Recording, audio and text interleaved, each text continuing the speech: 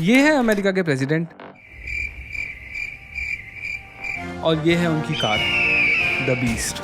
जब भी अमेरिका के राष्ट्रपति को कोई भी दूरी सड़क से तय करनी होती है तो वो सिर्फ और सिर्फ द बीस्ट का ही इस्तेमाल करते हैं, चाहे वो अमेरिका के किसी भी स्टेट में क्यों ना हो। अगर उन्हें किसी भी वजह से रोड का इस्तेमाल करने की जरूरत पड़ती है तो उनके लिए वहां पर द बीस्ट हमेशा से ही मौजूद होती है, फिर चाहे इस गाड़ी को उस जगह तक उड़ाकर ही क्यों ना लाना पड़े। लेकिन अमेरिका के प्रेसिडेंट और इस गाड़ी के बीच का जो बॉन्ड है ना, वो अमेरिका में ही स्ट्रांग नहीं है।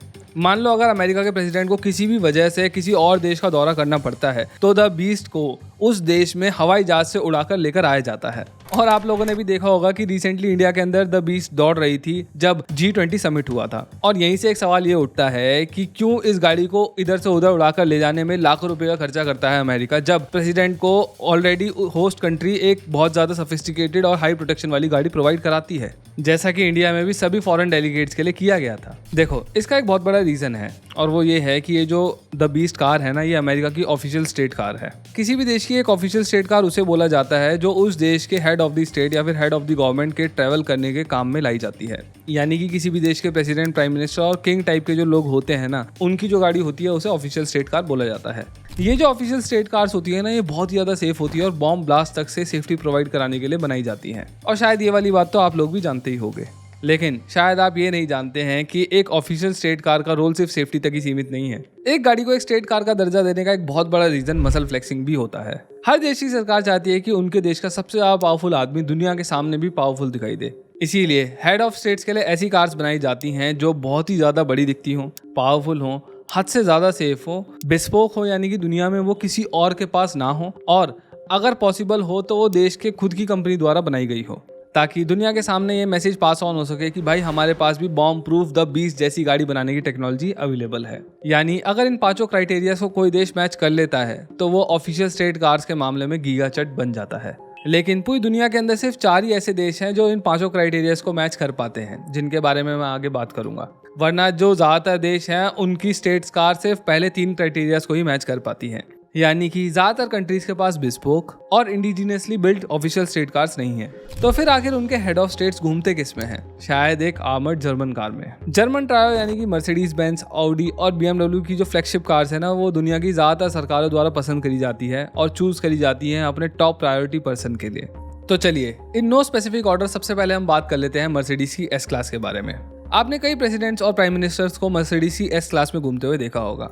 जैसे कि इंडिया के प्राइम मिनिस्टर एक आर्मर्ड S क्लास को यूज करते हैं, जर्मनी के प्रेसिडेंट भी S क्लास में ही घूमते हैं जिनके देश ये गाड़ी है, president of Kenya, king of Morocco, prime minister of Norway, Sultan of Oman, president of Philippines, president of Portugal, prime minister of Thailand और जिम्बाब्वे के प्रेसिडेंट के पास भी S क्लास ही देखने को मिलती है। VVIP लोगों के लिए जो S क्लास के वेरिएंट्स यूज होते हैं वो ज्यादातर S500 होते हैं, S600 होते हैं और S650 पुलमैन गार्ड होते हैं। अब ये गवर्नमेंट्स अपनी S क्लास के अंदर कितनी आर्मरिंग करवाती हैं वो तो कहा नहीं जा सकता, क्योंकि वो एक टॉप सीक्रेट चीज होती है। लेकिन जो S650 पुलमैन गार्ड है ना, इसके बारे में इंटरनेट पर डेटा अवेलेबल है। इसके अंदर एक 6 लीटर का 621 हॉर्स पावर वाला V12 इंजन मिलता है। इससे क्लासेस एक ऑटोमेटिक राइफल तक की गोलियों को रोक सकते हैं और ये एक एक्सप्लोजन प्रूफ कार है, जिसके चलते ये अपने ऑक्यूपेंट्स को 15 किलोग्राम तक के TNT के एक्सप्लोजन से बचा सकती है। और अगर हम इसके प्राइस की बात करें तो ये इंडियन गवर्नमेंट को लगभग 12 करोड़ रुपए की पड़ी थी। मर्सिडीज के बाद बात कर लेते हैं ऑडी की। ऑडी की कार्स पहले कभी भी प्रेसिडेंट कार्स के तौर पर यूज नहीं हुआ करती थी, लेकिन पिछले थोड़े से टाइम के अंदर ही ऑडी की A8L कई देशों के मोस्ट VIP पर्संस की गैराजेस में पहुंच चुकी है। जैसे कि king and queen of Norway इस गाड़ी को यूज करते हैं। सर्बिया के प्रेसिडेंट के पास भी एक A8L है जो कि उन्हें UAE के एक शेख ने गिफ्ट करी थी। स्वीडन के president of Taiwan, Duke of Luxembourg, prime minister of Israel, prime minister of Estonia और आर्मीनिया के प्रेसिडेंट के पास भी ऑडी की A8L देखी जा सकती है। इस गाड़ी का जो आर्मर वर्जन है उसके अंदर जो आर्मरिंग है वो लगभग मर्सिडीज जैसी ही है और आर्मरिंग के बाद इस स्टॉक गाड़ी का जो वजन 2400 किलो होता है वो लगभग 4.5 टन तक पहुंच जाता है। लेकिन इतने वजन के बाद भी इस गाड़ी का 4 लीटर का 571 PS का और 800 Nm का टॉर्क वाला इंजन इस गाड़ी को 0 से 100 की रफ्तार तक सिर्फ 6.3 सेकंड में पहुंचा सकता है। एंड ट्रस्ट मी, इस साइज और इस वेट की गाड़ी के लिए बहुत ज्यादा तेज है। ये गाड़ी इंडियन रुपीज में लगभग 15 करोड़ रुपए की पड़ती है, जो कि इसके स्टॉक वर्जन से लगभग 7 गुना ज्यादा प्राइस है। मर्सिडीज और ऑडी की तरह ही BMW की भी जो फ्लैगशिप है ना, यानी कि 7 सीरीज, वो दुनिया की कई सरकारों द्वारा पसंद की जाती है। 7 सीरीज के आर्मर्ड वर्जन को कंपनी 7 सीरीज प्रोटेक्शन बुलाती है और ये कार यूज करी जाती है प्राइम मिनिस्टर ऑफ ऑस्ट्रेलिया के द्वारा, बांग्लादेश के प्राइम मिनिस्टर द्वारा, इसके अलावा बेल्जियम के king, president of Brunei, president of Croatia, MR of Kuwait, president of Mauritius, governor general of New Zealand, president of Romania और प्राइम मिनिस्टर ऑफ स्लोवेनिया भी इस गाड़ी को अपने डेली कम्यूट के लिए इस्तेमाल करते हैं। बाकी दोनों जर्मन गाड़ियों की तरह ही BMW की 7 सीरीज प्रोटेक्शन भी दुनिया भर के high safety and high security features के साथ आती है और प्राइसेस के मामले में भी ये उन दोनों ही गाड़ियों को मैच करती है कहीं ना कहीं, क्योंकि इसका प्राइस भी 14 से 15 करोड़ के आसपास पड़ता है आफ्टर आर्मरिंग। जर्मन्स के बाद बात कर लेते हैं जापानीज एलिफेंट की, यानी कि टोयोटा की लैंड क्रूजर की। LC को यूज करते हैं president of Somalia, president of Vietnam और भारत के प्रधानमंत्री भी कई बार आर्मर्ड LC के अंदर घूमते हुए देखे जा चुके हैं। इसके अलावा कई अफ्रीकन और मिडिल ईस्टर्न देशों के प्रेसिडेंट्स की फ्लीट में भी ये कार्स हमें देखने को मिल जाती हैं। अब ये जितनी भी कार्स मैंने आपको बताई है ना, ये अच्छा खासा प्रोटेक्शन देती हैं और इसीलिए कई देशों ने इन्हें अपनी ऑफिशियल स्टेट कार्स बना रखा है। लेकिन कुछ गिने चुने देश ऐसे हैं जिनके लिए सिर्फ प्रोटेक्शन ही काफी नहीं है, वो अपने प्रेसिडेंट्स और प्राइम मिनिस्टर्स की कार से मसल फ्लेक्सिंग भी करना चाहते हैं। ठीक उसी तरीके की मसल फ्लेक्सिंग जो अपने एटॉमिक वॉरहेड की संख्या बताते टाइम करी जाती है। इसीलिए वो अपने हेड ऑफ द स्टेट्स के लिए ऐसी फ्लैशी, पावरफुल, सेफ और बिस्पोक गाड़ियां बनवाते हैं जो दुनिया के किसी दूसरे हेड ऑफ द स्टेट के पास नहीं होती हैं।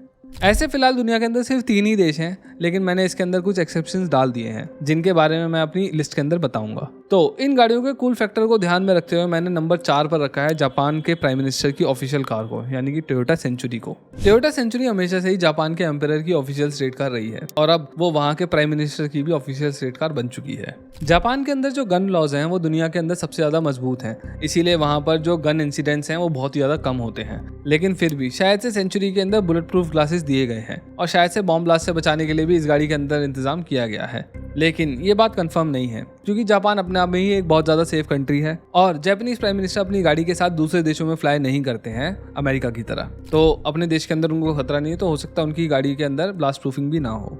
बाकी अगर इस गाड़ी की स्पेसिफिकेशन की बात करें तो इस गाड़ी के अंदर मिलता है एक 5 लीटर का V8 इंजन जो 485 bhp प्रोड्यूस करता है और टोयोटा की ये 5.25 मीटर लंबी गाड़ी मोस्टली हैंडमेड होती है, यानी कि ये गाड़ी बहुत ही ज़्यादा नेक्स्ट लेवल डिटेलिंग के साथ आती है। अब टोयोटा सेंचुरी मुझे खुद बहुत ज़्यादा पसंद है, लेकिन मैंने इस लिस्ट में इस गाड़ी को 4th नंबर पर इसलिए रखा है क्योंकि ये कोई बिस्पोक कार नहीं है।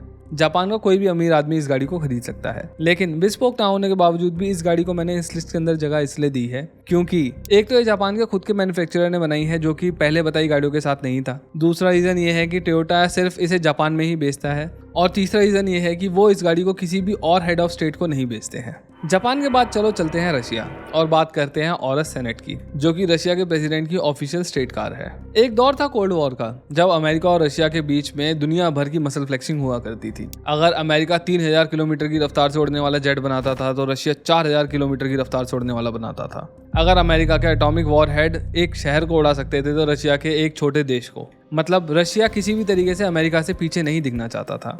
और ऐसा लगता है कोल्ड वॉर के बावजूद आज भी बहुत सारी चीजें नहीं बदली हैं, क्योंकि रशिया के प्रेसिडेंट के पास भी अमेरिका के प्रेसिडेंट की तरह ही एक देश में ही बनी बिस्पोक भारी भरकम आर्मर्ड कार है जिसे ऑरस सेनेट बोला जाता है। देखो, इसके आर्मरिंग को लेकर तो कोई भी हमें रिलायबल सोर्स से जानकारी नहीं मिली है, क्योंकि एक तो ये टॉप सीक्रेट होता है और वैसे भी रशिया के जो सीक्रेट्स होते हैं वो सीक्रेट ही रहते हैं। लेकिन क्योंकि इस गाड़ी को रूस में बनाया गया है तो हम ये मान लेते हैं कि ये छोटा मोटा एटॉमिक बॉम्ब तो झेल ही लेगी। अगर हम इसके इंजन की बात करें तो रशियन ऑटोमोटिव ऑर्गेनाइजेशन नामी द्वारा इसका इंजन डेवलप किया गया है, जो कि एक 4.4 लीटर का V8 इंजन है जो कि 590 हॉर्स पावर बनाता है। लेकिन कुछ रिपोर्ट्स के मुताबिक जो इस गाड़ी के अंदर इंजन लगाया है ना, वो पोर्शा का V8 इंजन है।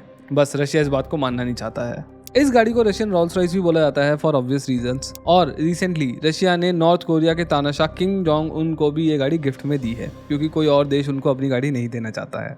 दूसरे नंबर पर मैंने चाइनीज प्रेसिडेंट शी जिनपिंग की गाड़ी को रखा है, क्योंकि वो घूमते हैं होंकी L5 और होंकी N701 में।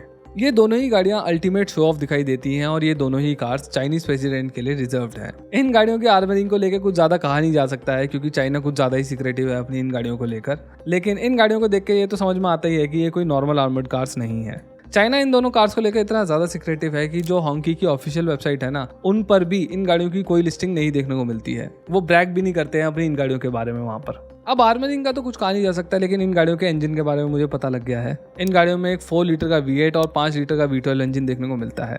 अब मेरे पास कोई भी खास जानकारी ना होने के बावजूद भी मैंने इन गाड़ियों को सेकंड नंबर पर इसलिए रखा है क्योंकि इनकी जो होंकी L5 है ना, वो मुझे बहुत ज्यादा खतरनाक दिखाई देती है। ऐसा लगता है कि किसी बहुत ज्यादा ताकतवर तानाशाह ने इस गाड़ी को गन पॉइंट पे बनवाया है। अब आखिर में और नंबर 1 पर ऑब्वियसली आती है अमेरिका के प्रेसिडेंट की द बीस्ट, ये गाड़ी स्पेशली यूएस प्रेसिडेंट के लिए बनाई गई थी और रिपोर्ट्स के मुताबिक इस कार की जो टोटल डेवलपमेंट कॉस्ट थी वो थी लगभग $20 मिलियन, यानी कि 167 करोड़।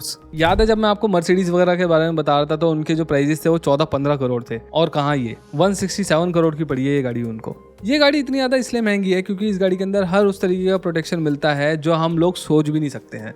इस गाड़ी के अंदर इतनी ज़्यादा आर्मरिंग करी गई है कि इसका जो वजन है वो 9000 किलो तक पहुंच चुका है, यानी कि सिर्फ इस एक गाड़ी का वजन 4.5 स्कॉर्पियो एन्स के बराबर है। इवन जो इस गाड़ी के दरवाजे हैं ना वो भी बोइंग 757 जितने ही भारी हैं। हाँ, उन्हीं एरोप्लेन्स के दरवाजे जिन्हें बंद करने में एयर होस्टेस की जान निकल जाती है। बीस्ट के बारे में ये बोला जाता है कि इसके अंदर सारी मेडिकल सप्लाईज हमेशा ही मौजूद रहती हैं और इसमें एक फ्रिज भी होता है जिसके अंदर प्रेसिडेंट के ब्लड टाइप का स्टॉक अवेलेबल रहता है। इसके बाद अगर हम स्पेसिफिकेशन की बात करें तो इस गाड़ी का जो इंजन है वो कितना पावरफुल है या फिर उसमें कितना टॉर्क आता है या फिर कितने सीसी का इंजन है वो हमें बिल्कुल भी नहीं पता, क्योंकि as you already know the drill, ये एक टॉप सीक्रेट है। अब जितनी भी कार्स मैंने आपको इस लिस्ट में बताई है ना, ऐसा नहीं है कि दुनिया भर के सारे ही स्टेट हेड्स इन्हीं गाड़ियों को यूज़ करते हैं। कई हेड ऑफ स्टेट्स कई और भी गाड़ियाँ यूज़ करते हैं, जैसे कि फ्रांस के जो प्राइम मिनिस्टर हैं वो इसे यूज़ करते हैं, और कई छोटे मोटे देशों के जो प्रेसिडेंट्स हैं वो कई रैंडम कार्स यूज़ करते हैं। लेकिन मैंने आपको इस वीडियो के अंदर सिर्फ उन्हीं गाड़ियों के बारे में बताया है जिनका हेड ऑफ स्टेट वाली गाड़ियों के बीच में सबसे बड़ा ओहदा है। तो इसी एंड नोट पर मैं इस वीडियो को खत्म करता हूँ। अगर आपको मेरी ये वीडियो पसंद आई तो please consider subscribing to our channel. इस वीडियो को लाइक करिए, शेयर करिए और कमेंट सेक्शन के अंदर ये भी जरूर बताइए कि आपकी फेवरेट ऑफिशियल स्टेट कार कौन सी है। Thank you.